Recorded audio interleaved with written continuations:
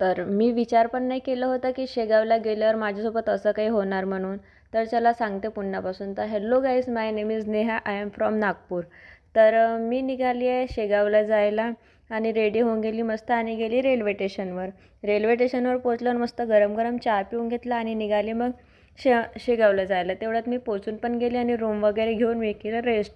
मग दुसऱ्या दिवशी निघाले मी मंदिरात जायला. मस्त गजरा वगैरे टिक्का वगैरे लावून घेतला आणि निघाली मस्त मंदिरासाठी. तर इतकं जास्त क्राऊड होतं, इतकी जास्त गर्दी होती. तर मग काय चप्पल वगैरे ठेवून दिली मी आणि यांच्याकडून कॉईन घेऊन घेतला आणि निघाले मग दर्शन करायला. बघू शकता तुम्ही क्राऊड किती जास्त आहे आणि आज आहे संक्रांत, त्यामुळे खूप जास्त गर्दी होती. आणि मग काय लागली लाईनीमध्ये आणि घेतलं मग दर्शन वगैरे. आणि आतमध्ये काही मोबाईल अलाउड होतं नाही, त्यामुळे मग काही अंदरचे फोटोज घेतले नाही मी. तर तर मग मस्त करून घेतलं छानपणे. मस्त दर्शन वगैरे होऊन गेले देवाचे आणि मस्त दर्शन वगैरे झाल्यावर बघा ना किती जास्त हे होतं. मग मस्त आरती सुरू होती. मग मस्त आरती वगैरे करून घेतलं आणि आरती वगैरे झाली मग श्रीची. मग आरती वगैरे करून झाल्यावर मी पण थोडेसे फोटोज आणि परकामा देवाचे दर्शन करून घेतले आहे. आणि तुम्ही पण शेगावची ट्रिप प्लॅन करत आहे का?